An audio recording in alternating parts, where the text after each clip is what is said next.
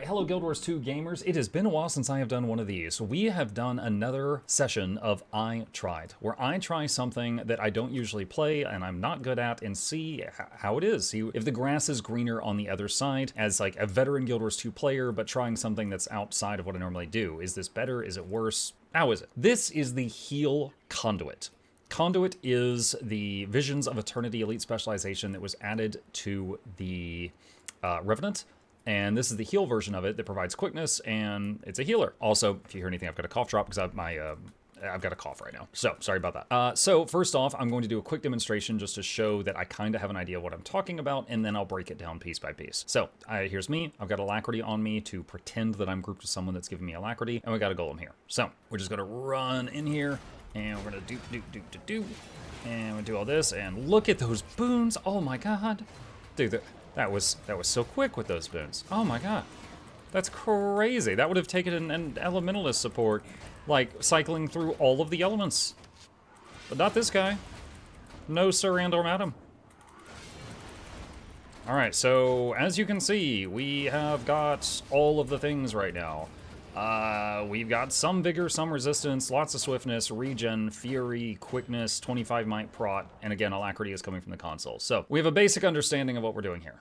So just to leave combat, I am going to respawn the golem, and then let's turn it up, adjust environment, toggle pulsing damage, extreme. And as I always warn in these videos, extreme is actually not even realistic.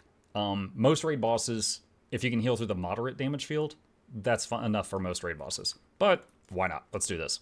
So, and we're gonna port over there, and we're gonna do this, and get into it. And you notice my health did dip there for a minute at the beginning.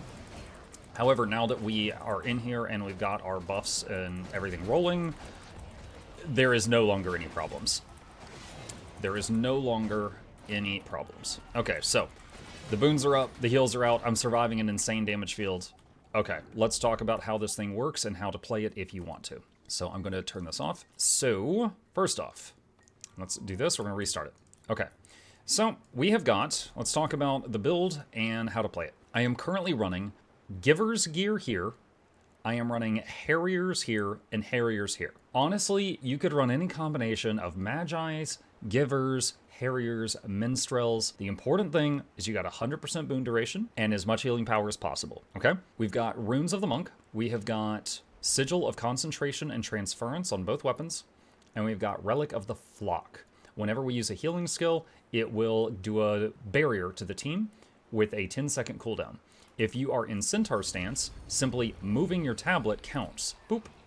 And that's free. So whenever we go Centaur, we'll move our tablet, even if it's just a tiny bit, just to trigger that. But 10-second cooldown, so spam moving the tablet will not trigger it repeatedly. The next thing is the build. So here's the build. And as a Revenant, we don't have to choose these skills because they are locked in for us. We just choose our weapons. Oh, I did not cover weapons. We've got Scepter, Shield, Staff. So back to the build. This is it if you want to copy it, but let's just talk about how to play it. I won't talk about every single trait here. So, let's break this down piece by piece. Revenant, in my opinion, is quite complicated. With any other class... Now, again, this isn't like the most complicated thing in the world. If you play it, you'll get used to it, and then it's no longer an issue. But if you're a brand new player, you don't know anything about this game, if you're playing any other class and you want to press a button, what are the conditions to press the button? Is it off cooldown? That's it. For a Revenant, it is it off cooldown? If it is, do you have enough energy to cast it? And are you in the correct legend? And if you're not in the correct legend, is legend swap off cooldown? So there are more conditions that have to be met for a Revenant to press literally any button on the bar. So that makes it to be a bit more complicated. On top of that, in addition to the Revi jelly that's down here, that you have to watch that battery bar, you also have another thing. It's really hard to see because the UI sucks, but do you see there's like a little bar here? You have an energy bar here, that's your energy, and an energy bar here called affinity. And then this button acts differently depending on how full that bar is.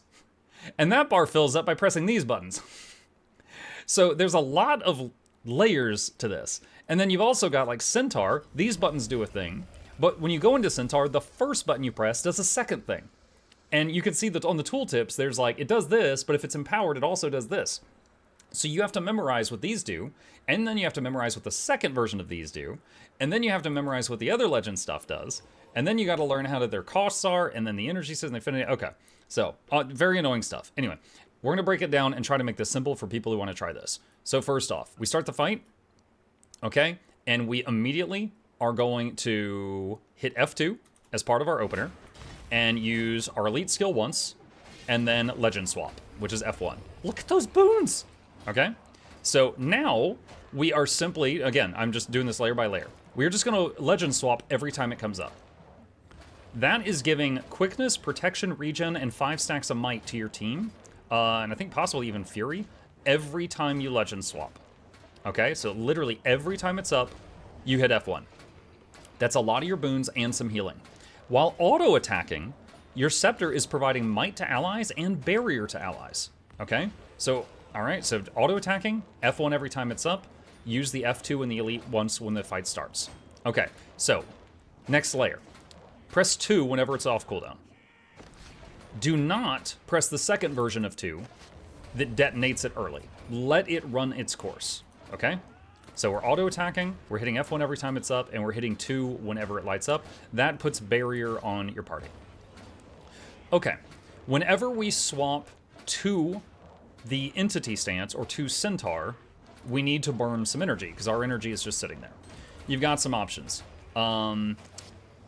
This skill, it's R for me, but what is this? 8. The 8th skill for Centaur is a burst of healing around the tablet. So if anyone is not topped off, you could just hit that a few times. The 9 skill is some healing and condition cleanse. So if there's conditions to take care of, use the 9 skill a few times.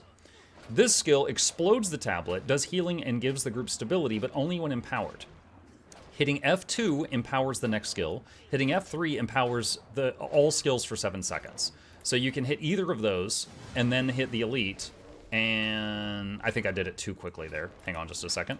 So if I do that, and then do it, there we go, there's stability. So any of those, and then if you detonate the tablet, pressing your 6 will bring the tablet back.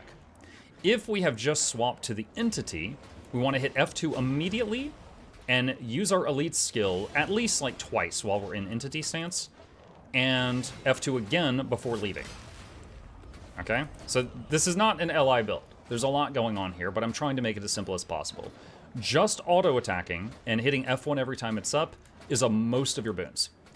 2 every time it lights up puts more barrier on the party. When you're in entity stance, hit F2 as soon as you enter the stance, and then 1 more time before leaving the stance, and that's a lot of boons. This skill right here, for this build, all right, that tooltip is ridiculous.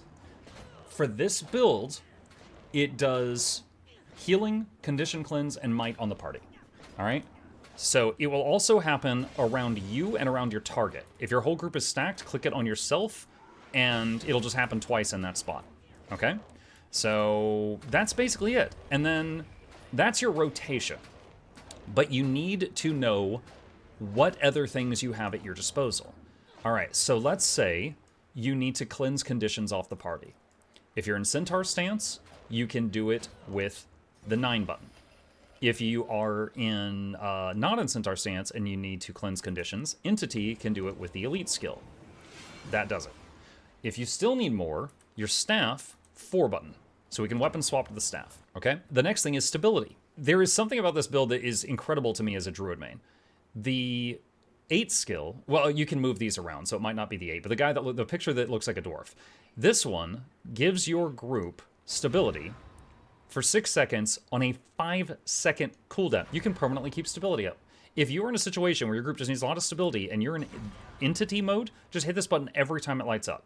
That's absolutely bonkers to me as a druid main because we have very little access to stability, so this is crazy.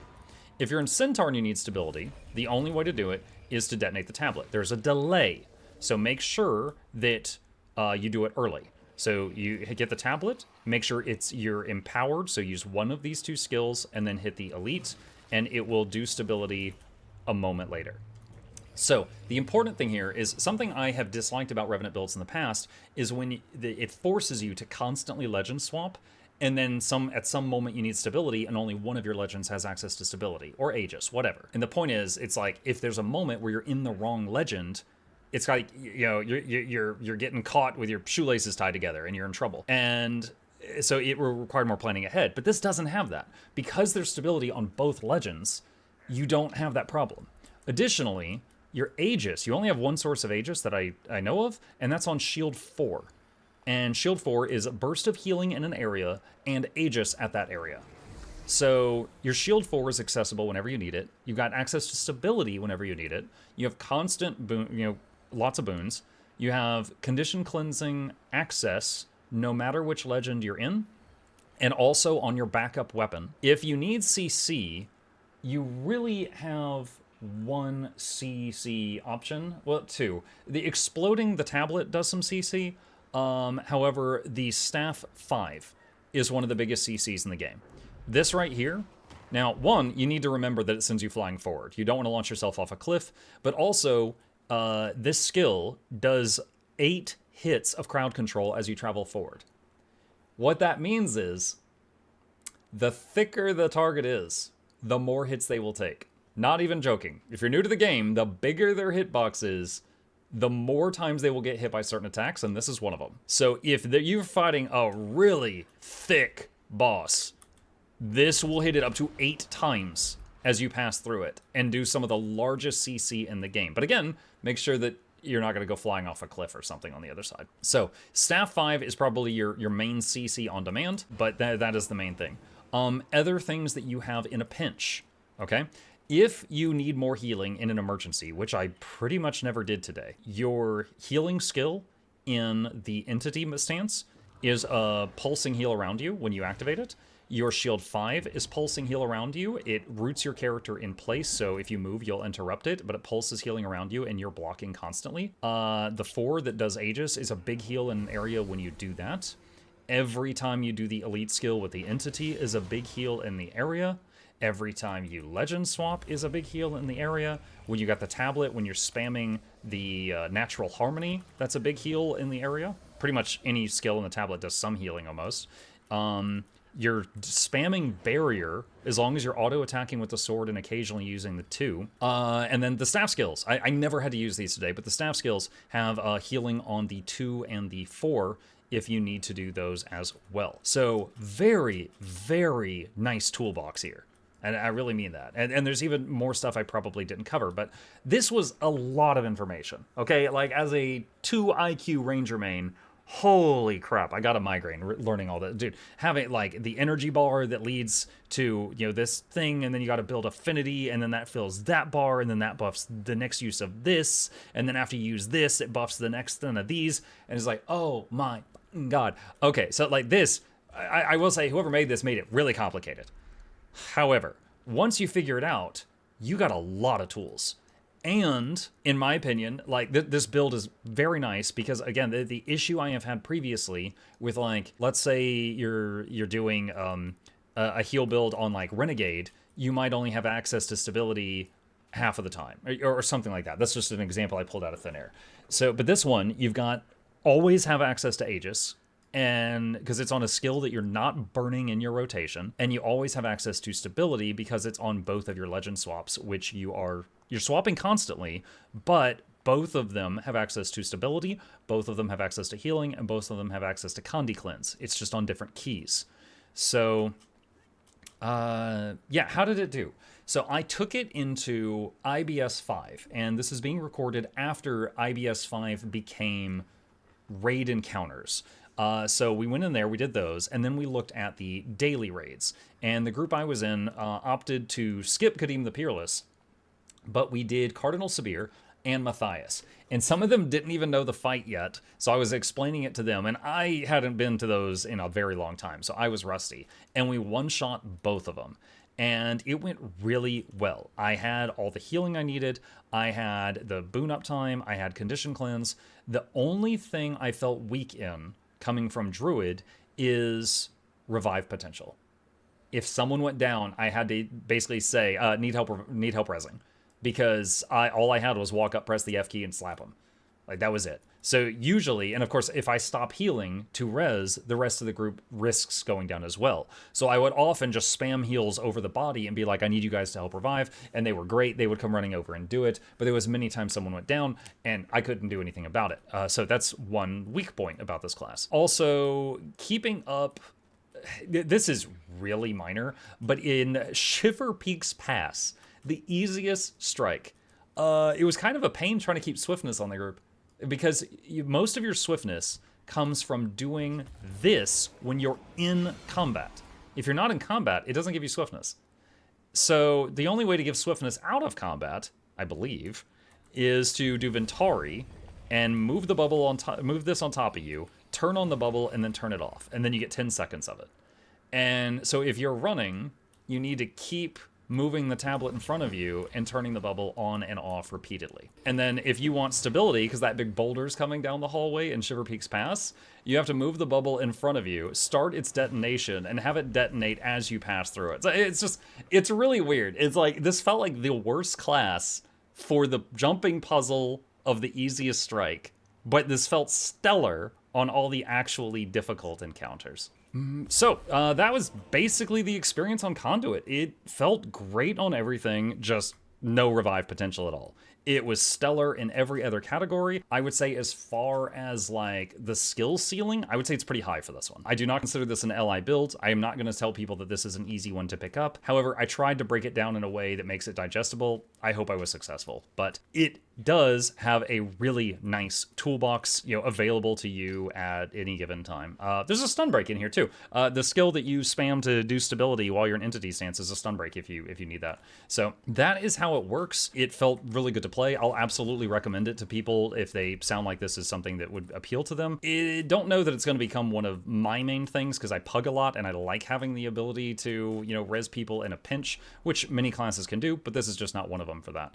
But, there's a lot going on here. Like, I didn't even talk about some of these other skills because it just wasn't relevant to this, but that's how you play the basics of the heal Conduit. And if you got any questions, problems, thoughts, concern, or tips that I failed to share about Conduit, please put it in the comment section down below, and I will fight you there.